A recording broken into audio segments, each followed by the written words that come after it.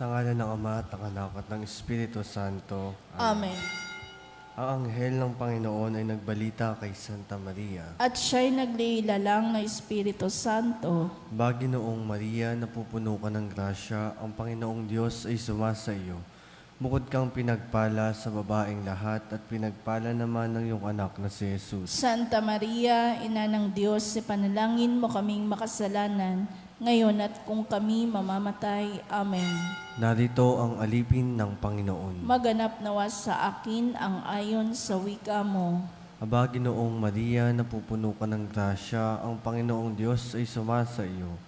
Bukod kang pinagpala sa babaeng lahat at pinagpala naman ang iyong anak na si Jesus. Santa Maria, Ina ng Diyos, ipanalangin mo kaming makasalanan, ngayon at kung kami mamamatay. Amen. At ang salita ay nagkatawang tao. At nakipamuhay sa atin. Baginoong Maria, napupuno ka ng grasya, ang Panginoong Diyos ay sumasa iyo. Bukod kang pinagpala sa babaeng lahat at pinagpala naman ng iyong anak na si Jesus. Santa Maria, Ina ng Diyos, ipanalangin mo kaming makasalanan, ngayon at kung kami mamamatay. Amen. Ipanalangin mo kami, O Santang Ina ng Diyos. Nang kami maging dapat makinabang sa mga pangako ni Kristo. Manalangin tayo.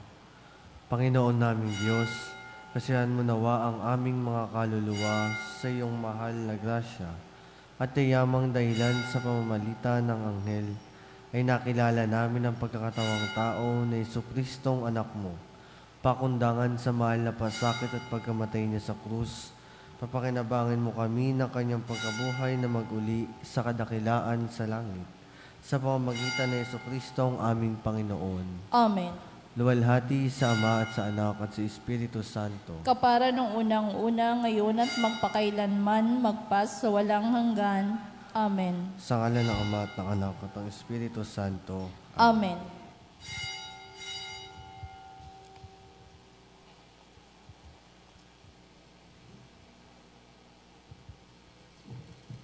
At ang mamumuno po sa ating banal na pagdiriwang ngayon ay ang atin pong Kura Paroko, Reverend Father Douglas D. Badong.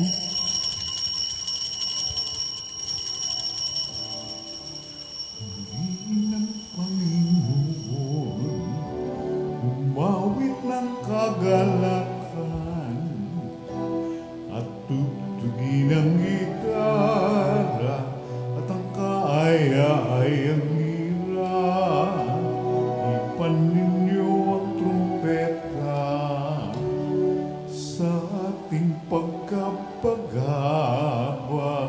Sa Diyos tayo'y tumawa, sa ating mga kaaway, tayo ay Kanyang iniligtas.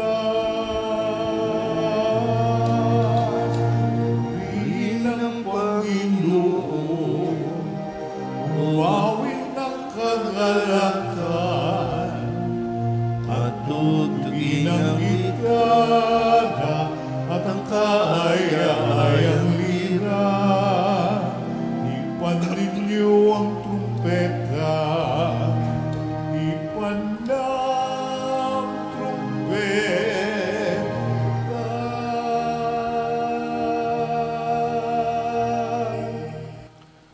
Sa ngalan ng Ama at ng Anak at ng Espiritu Santo, Amen. ang pagpapahala ng ating Panginoong Hesus Kristo, ang pag-ibig ng Diyos Ama, at ang makikipagkaisa ng Espiritu Santo, naway sumainyong lahat. At sumaiyo rin.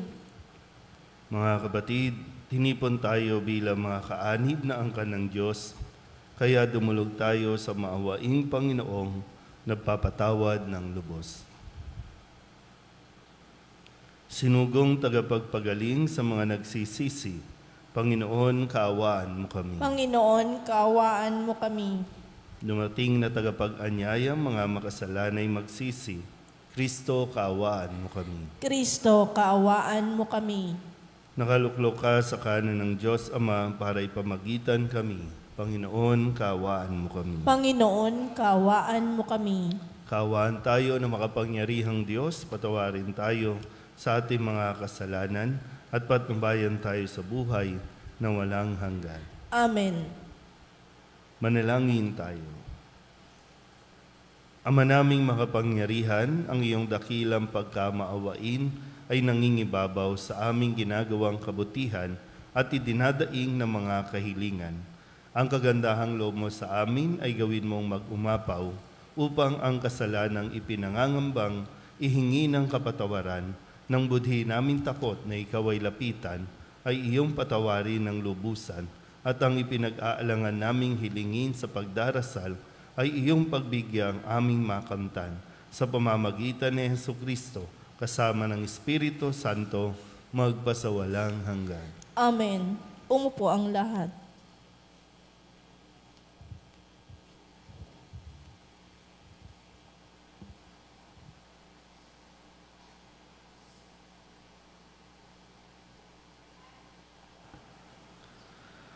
Pagbasa mula sa sulat ni Apostol San Pablo sa mga taga-Galasya. Nahihibang na ba kayong mga taga-Galasya? Sino ang nakagayuma sa inyo? Maliwanag na ipinahayag sa inyo ang pagkamatay ni Jesucristo sa krus. Ito lamang ang ibig kong malaman sa inyo. Tinanggap ba ninyo ang Espiritu dahil sa pagsunod sa kautusan o dahil sa inyong pakikinig at patiniwala sa mabuting balita tungkol kay Kristo? Napakahangal ninyo. Nagsimula kayo sa Espiritu at ngayoy nagwawakas sa laman. Wala na bang halaga ang naging karanasan ninyo? Marahil naman ay mayroon. Bakit ba ipinagkakaloob sa inyo ng Diyos ang Espiritu? Bakit ba siya gumagawa ng mga himala? Dahil ba sa inyong mga gawa ayon sa kautusan o dahil sa inyong paniniwala sa mabuting balita? Ang salita ng Diyos. Salamat sa Diyos. Salmong tugunan ng atin pong itutugon. Poong Diyos ay purihin, nilingap niya ang Israel. Tayo pong lahat. Poong Diyos ay purihin, nilingap niya ang Israel. Nagpadala ang Diyos sa atin ng isang makapangyarihang tagapagligtas mula sa lipi ni David na kanyang lingkod. Ipinangako niya sa pamamagitan ng kanyang mga banal na propeta at noong una. Tugon. Poong Diyos ay purihin, nilingap niya ang Israel. Na ililigtas niya tayo sa ating mga kaaway at sa kamay ng lahat ng napopuot sa atin. Ipinangako rin niya na kahabagan ang ating mga magulang at aalahanin ang kanyang banal na tipan. Tugon. Poong Diyos ay purihin, nilingap niya ang Israel. Iyan ang sumpang binitawan niya sa ating amang si Abraham, na ililigtas tayo sa ating mga kaaway, upang walang takot na makasamba sa Kanya at maging banal at matuwid sa Kanyang paningin habang tayo'y nabubuhay. Tugon. Poong Diyos ay purihin, nilingap niya ang Israel. Tumayo ang lahat.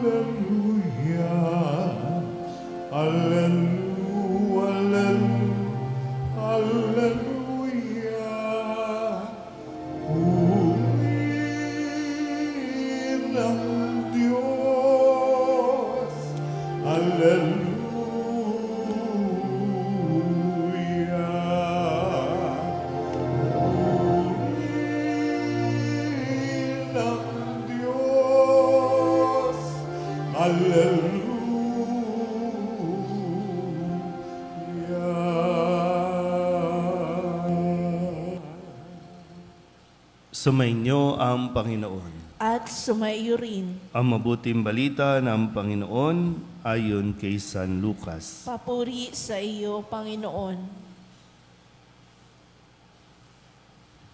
Noong panahong iyon, sinabi ni Jesus sa kanyang mga alagad, "Ipalagay natin ang isa sa inyo'y nagpunta sa isang kaibigan isang hating gabi at nagsabi, 'Kaibigan, bigyan mo muna ako ng 3 tinapay. Dumating kasi ang isa kong kaibigang naglalakbay at wala akong maihain sa kanya. At ganito naman ang sagot ng kanyang kaibigan sa loob ng bahay. Huwag mo nga akong gambalain, nakatrangka na ang pinto at nakahiga na kami ng aking mga anak. Hindi na ako makababangon pa upang bigyan kita ng iyong kailangan. Sinasabi ko sa inyo, hindi man siya bumangon dahil sa kanilang pagkakaibigan, babangon siya upang ibigay ang hinihingi ng kaibigan sa pagpupumilit nito. Kaya't sinasabi ko sa inyo, humingi kayo at kayo'y bibigyan. Humanap kayo at kayo'y makasusumpong. Kumatok kayo at ang pinto'y bubuksan para sa inyo. Sapagkat tumatanggap ang bawat tumihingi, nakasusumpong ang bawat tumahanap, at binubuksan ang pinto sa bawat kumakatok. Kayong mga ama, bibigyan ba ninyo ng ahas ang inyong anak kung humihingi ng isda? Bibigyan ba ninyo siya ng alakdan kung siya'y humihingi ng itlog? Kung kayong masasama ay marunong magbigay ng mabubuting bagay sa inyong mga anak, gaano pa kaya ang inyong amang nasa langit? Ibibigay niya ang Espiritu Santo sa mga humihingi sa Kanya. Ang mabuting balita ng Panginoon. Pinupuri ka namin, Panginoong Jesucristo. Isang magandang umaga po sa inyong lahat. Ngayon po ay Huwebes ng ika-27 linggo sa karaniwang panahon. At sa pagpapatuloy po natin ng ating pakikinig at pagninilay mula sa Ebanghelyo ni San Lucas.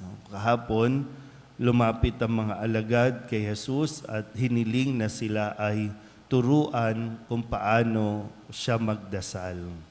At itinuro ni Jesus na bahagi ng kanyang itinuro ay bigyan mo kami ng aming makakain sa araw-araw. Hindi sinabi ni Jesus, bigyan mo kami ng aming makakain sa isang linggo, o kaya sa isang buwan, o kaya sa isang taon, sa buong isang taon. Bakit araw-araw? Kaya ngayon, sa ating Ebanghelyo, ito yung sinasabi at pinapaliwanag naman niya na dapat nga tayong magdasal araw-araw. At hindi lang basta magdadasal, kung paanong sinabi ni San Pablo, yung kanyang paalala sa mga taga-Galasya, hindi tayo nagdadasal base lamang sa itinuro sa atin, kundi nagdarasal tayo dahil sa pananampalataya. Humingi tayo dahil sa pananampalataya. Dahil kung manggagaling sa pananampalataya, maiintindihan natin kahit papano na hindi agad-agad ibibigay sa atin yung ating ipinagdarasal. At ang hinihiling sa atin, araw-araw tayong magdasal. Kulitin natin ang Diyos, kausapin natin lagi ang Diyos. Sa na-realize ko, kung kada linggo, 7 araw bago mo ulit kausapin ng Diyos. Kung kada buwan, pag nakuha mo yung kahilingan mo, sa susunod na buwan mo na ulit lalapitan. Di ba sa mga magulang na narito, di ba mas gusto ninyo araw-araw kinakausap kayo ng mga anak ninyo? Pag hindi naman, kung may hihingiin lang, dun lang lalapit, dun lang maglalambing, kung may kailangan lang. O di ba, parang mas malungkot naman na, kung may kailangan lang, saka ka maaalala.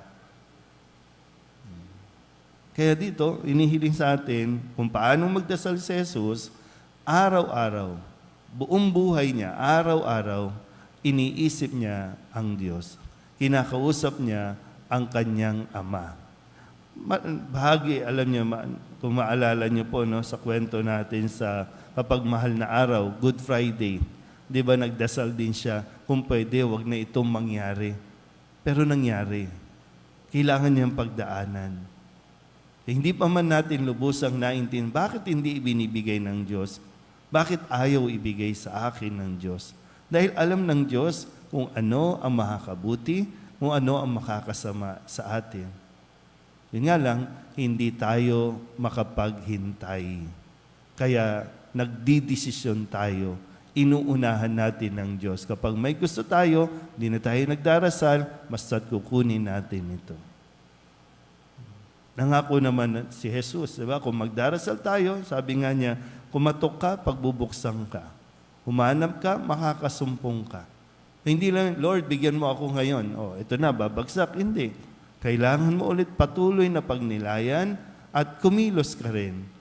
Hindi pwedeng dasal ka lang ng dasal, tapos wala ka namang pagkilos. Nawa sa itinuturo ni Jesus sa kanyang mga alagad, maging sa atin kung paano tayo dapat mag-persevere, maging persistent sa atin pong pananampalataya na idinadaan natin at nakikita sa atin pong mga kahilingan sa Diyos. Amen?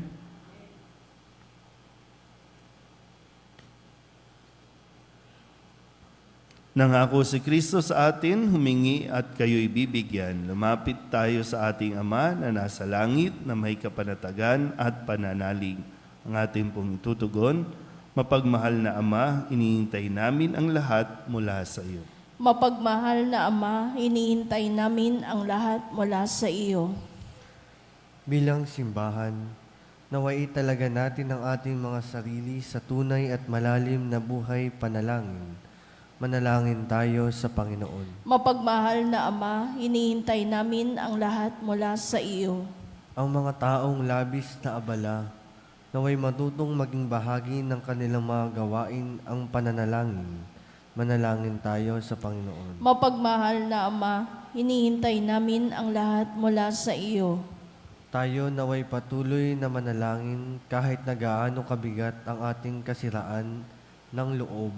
Dahil sa mga pagsubok sa buhay, manalangin tayo sa Panginoon. Mapagmahal na Ama, hinihintay namin ang lahat mula sa iyo.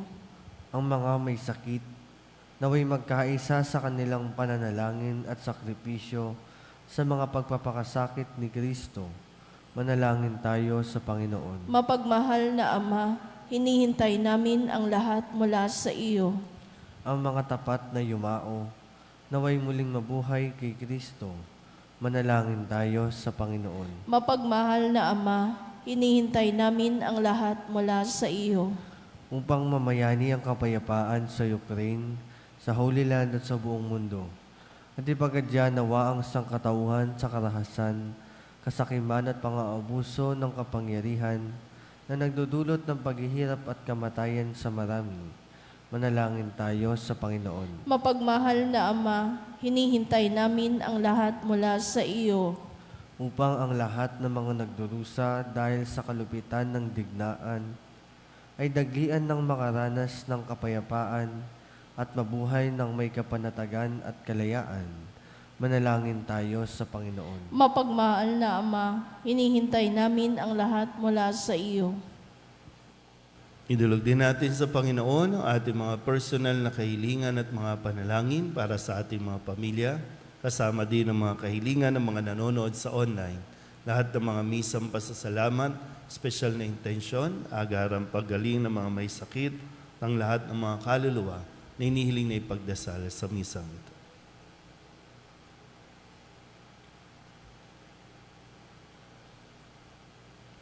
Ang lahat ng ito inihiling namin sa ngalan ni Kristo, aming Panginoon. Amen. Umupo ang lahat.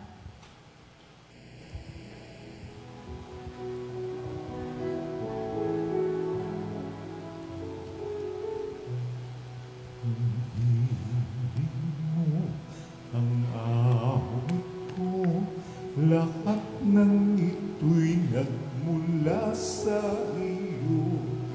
Muling ihahandog sa iyo, buong puso kong inaalay sa iyo. O Diyos, o Panginoon, lahat ay biyayang aming inampun, aming buhay kakayahan, ito'y para lamang sa iyong kalwalhatian.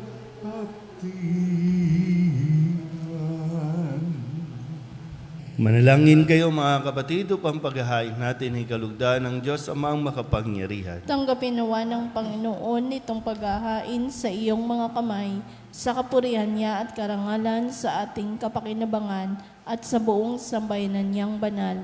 Ama naming lumikha, tanggapin mo ang paghahain ng mga alay na iyong inihabilin at sa pagdiriwang ng dapat naming ganapin ang kabanalan ng iyong pagliligtas na way sumaamin sa pamamagitan ni Jesucristo kasama ng Espiritu Santo magpasawalang hanggan. Amen. Sumainyo ang Panginoon. At sumaiyo rin. Itaas sa Diyos ang inyong puso at diwa. Itinaas na namin sa Panginoon. Pasalamatan natin ang Panginoong ating Diyos. Marapat na siya ay pasalamatan. Ama naming makapangyarihan, tunay nga marapat na ikaw ay aming pasalamatan. Ikinalugod mong likain ang sanlibutan na iyong pinagbabago at idinarangal sa pamamagitan ng iyong anak na kinalulugdan, kaya't utang na loob ng iyong mga itinatangi at ng mga banal na kapiling mong lagi ang iyong paggiliw at pagkakandili. Kaya kaysa ng mga anghel na nagsisiawit ng papuri sa iyo na walang humpay sa kalangitan, kami nagbubunyi sa iyong kadakilaan. Santo, Santo, Santo, Panginoong Diyos na makapangyarihan, napupuno ang langit at lupa ng kalwalhatian mo. Hosana sa kaitaasan, pinagpalang na paririto sa ngalan ng Panginoon. Hosana sa kaitaasan. Ama naming banal, ikaw ang bukal ng tanang kabanalan. Kaya't sa pamamagitan ng iyong Espiritu, gawin mong banal ang kaloob na ito upang para sa aming maging katawan at dugo ng aming Panginoong Jesucristo. Bago niya pinagtiis ang kusang loob na maging handog, hinawakan niya ang tinapay, pinasalamatan kaniya, pinaghati-hati niya iyon, iniabot sa kanyang mga alagad at sinabi, "Tanggapin ninyong lahat ito at kanin, ito ang aking katawan na ihahandog para sa inyo."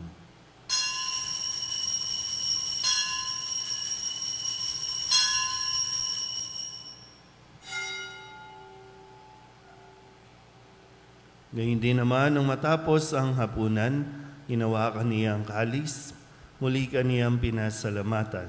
Iniabot niya ang kalis sa kanyang mga alagad at sinabi, "Tanggapin ninyong lahat ito at inumin. Ito ang kalis ng aking dugo, ng bago at walang hanggang tipan. Ang aking dugo na ibubuhos para sa inyo at para sa lahat sa pagpapatawad ng mga kasalanan. Gawin ninyo ito sa pag-alaala sa akin."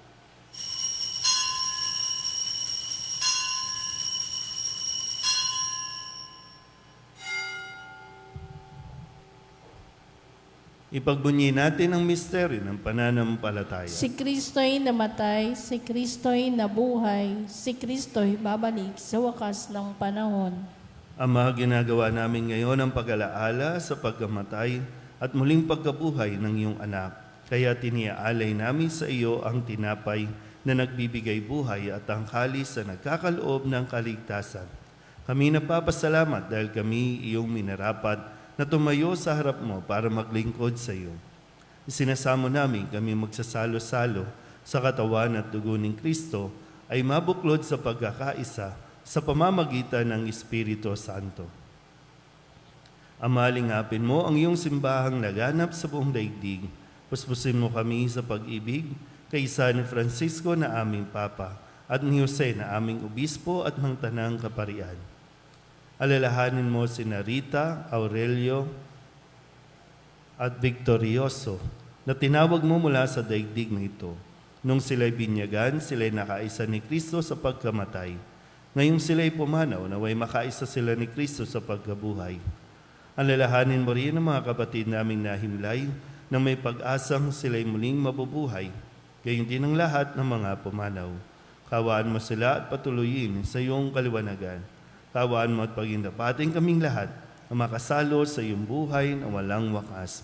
Kaysa ng mahal na Birhen Maria na ina ng Diyos, ng kabiyak ng puso niyang sa San Jose. Kaysa ng mga apostol at ng lahat ng mga banal na namuhay dito sa daigdig ng kalugod-lugod sa iyo, may pagdiwang nawa namin ng papupuri sa ikararangal mo sa pamamagitan ng iyong anak na aming Panginoong Heso Kristo. Sa pamamagitan ni Kristo, kasama niya sa Kanya, ang lahat ng parangal at papuri ay sa iyo, Diyos amang makapangyarihan, kasama ng Espiritu Santo, magpasawalang hanggan. Amen. Amen.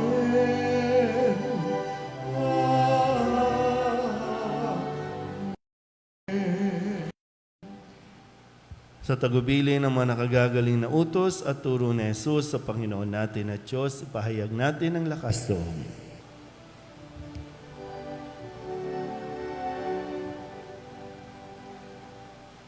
Ang manangin, sumasalangit ka, sambahin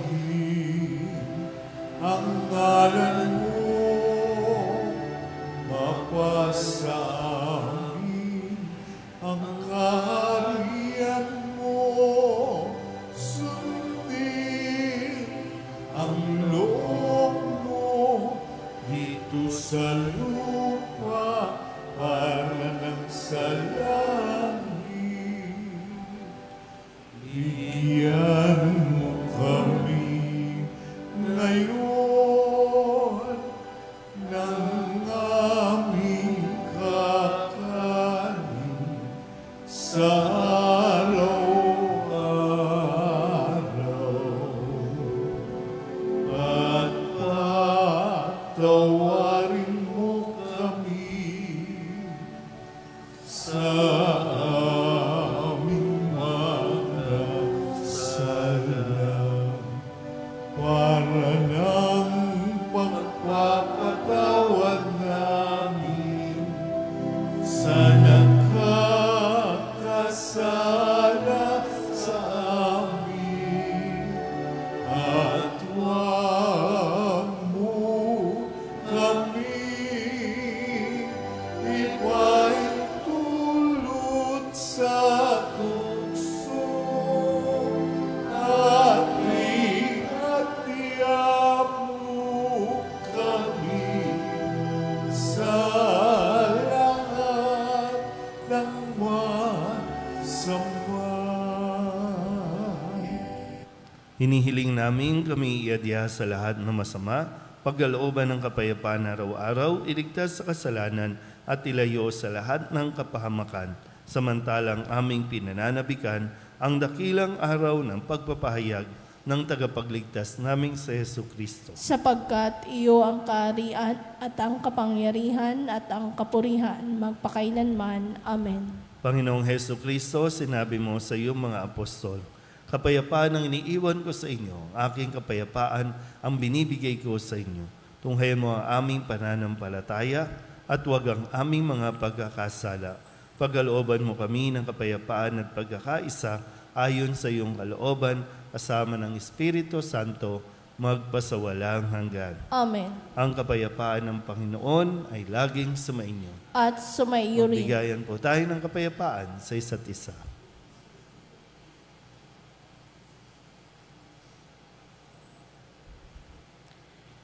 Kordero ng Diyos na nag-aalis ng mga kasalanan ng sanlibutan, maawa ka sa amin.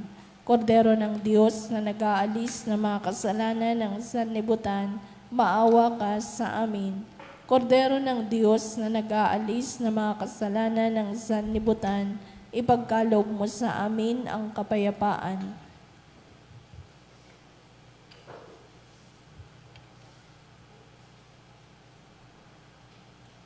Ito ang kordero ng Diyos. Ito ang nag-aalis ng kasalanan ng sanlibutan.